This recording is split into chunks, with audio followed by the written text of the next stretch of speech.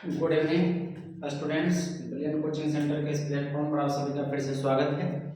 आज जो चैप्टर है sweetest love I do not go 12th की जो रेनबो है पार्ट 2 उसमें का जो पोएट्री सेक्शन है उसमें का पहला चैप्टर है sweetest love I do not गो, जो क्लास में एक्सप्लेन किया गया है, आज बहुत अच्छे से पढ़ाया गया है। उसी की समरी को लेकर हम आए, उसी की समरी को बताया जाएगा। इस समरी को आप अपनी नोटबुक में नोट करें, बार बार उसको नोट करें, उसको याद करें, तब जाकर के ये एग्जाम में जो होते हैं वो 5 नंबर के लिए आते हैं, तब आप अच्छे से 5 नंबर ला सकते हैं कम से कम। और जो होता है उसको प्रैक्टिस करना चाहिए देख करके, ठीक है। और अगर वीडियो अच्छी लगी तो लाइक करें, अपने दोस्तों को भी इसके बारे में बताएं, उनको भी कुछ मदद हो जाएगी, ठीक है। तो देखते हैं हम लोग sweetest love I do not गो, ये सभी के लिए है, चाहे वो आर्ट्स हो, साइंस हो या कॉमर्स हो, सभी लोग इसको पढ़ सकते हैं, ठीक है।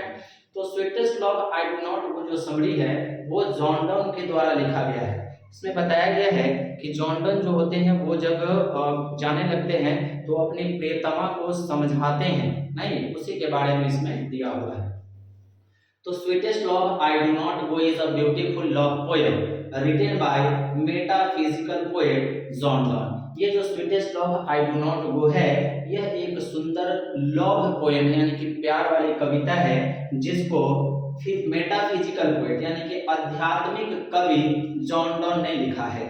आपसे ऑब्जेक्टिव में पूछेगा कि मेटाफिजिकल पोएट किसको कहा जाता है, तो जॉन डन को कहा जाता है, ठीक है। He was born in 1572, उनका जन्म 1572 एंड डाइड इन 1631, और इनकी मृत्यु जो हुई थी वो 1631 में हुई थी, ठीक है।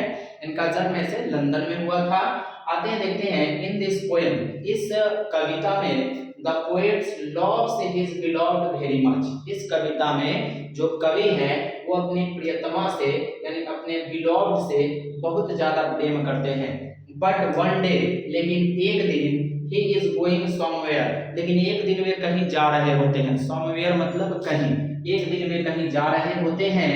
and his beloved is very sad and disturbed over this parting, यानी एक दिन जो जॉन डन है वो कहीं जा रहे होते हैं and his beloved, और उनकी पत्नी, उनकी प्रेमिका कहिए, very sad, बहुत ज्यादा उदास हो जाती है, एंड डिस्टर्ब, और बहुत ज्यादा डिस्टर्ब हो जाती है यानी कि नाखुश हो जाती है, ओवर दिस पार्टिंग, इस जुदाई से। पार्टिंग का मतलब होता है जुदाई, ठीक है। डिस्टर्ब परेशान होना, यानी एक दिन जॉन डन कहीं जा रहे होते हैं तो उनकी जो प्रियतमा है, बिलोव्ड है, वो बहुत दुखी हो जाती है, वह परेशान हो जाती है, ओवर दिस पार्टिंग, इस जुदाई से।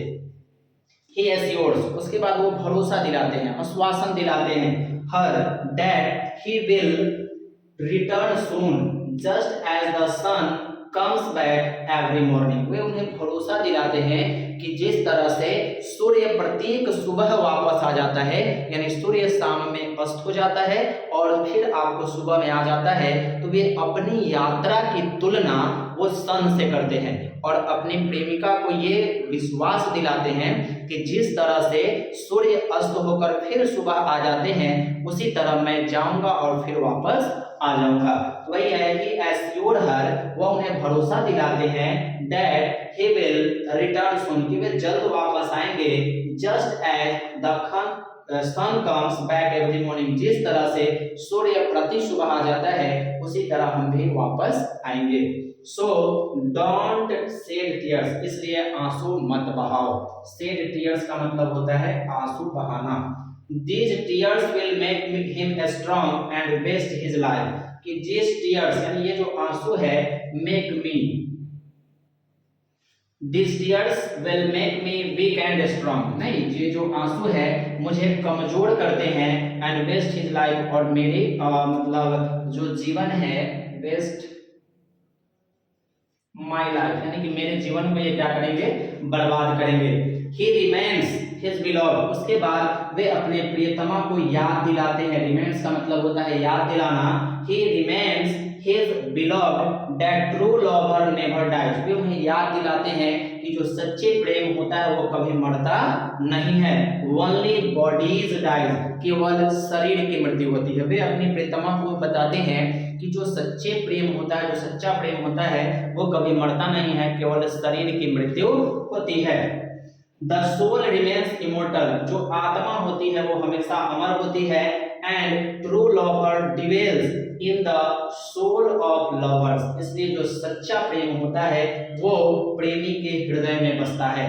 Dwells in the soul, dwells का मतलब होता है बसना, यानी कि जो ट्रू लव होता है, जो सच्चा प्रेम होता है वो प्रेमियों के हृदय में बसता है और ऐसी बातें वे अपनी प्रेमिका को समझाते हैं। So even death can't take his love away from her, इसलिए कहते हैं कि मृत्यु भी हमारे प्यार को तुमसे अलग नहीं कर सकती है।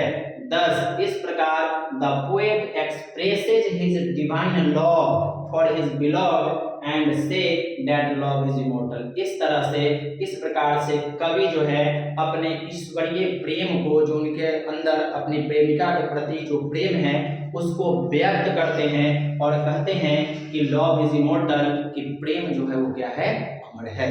तो ये थी आपकी समरी किसकी, sweetest love I do not गो की। इसको फिर से पढ़ लेते हैं। Sweetest love I do not go is a beautiful love poem written by metaphysical poet John Donne. He was born in 1572 and died in 1631. In this poem, the poet loves his beloved very much, but one day he is going somewhere and his beloved is very sad and disturbed over this parting. He assures her that he will return soon, just as the sun comes back every morning. So don't shed tears, these tears will make me weak and waste my life. He reminds his beloved that true love never dies, only body dies, the soul remains immortal, and true love dwells in the souls of lovers. So even death can't take his love away from her. Thus the poet expresses his divine love for his beloved and say that love is immortal. तो इस तरह से वे अपने प्रेम को अपनी प्रेमिका के प्रति दर्शाते हैं और कहते हैं कि जो प्रेम है वो कभी मरता नहीं है, वो सबके हृदय में वास करता है और मौत भी उन्हें इनके प्रेम से जुदा नहीं करती है। तो ये वीडियो आपको अच्छी लगी होगी तो लाइक करें और अपने दोस्तों को भी बताएं। ठीक है, तो मिलते हैं फिर हम लोग अगली वीडियो में, तब तक के लिए धन्यवाद।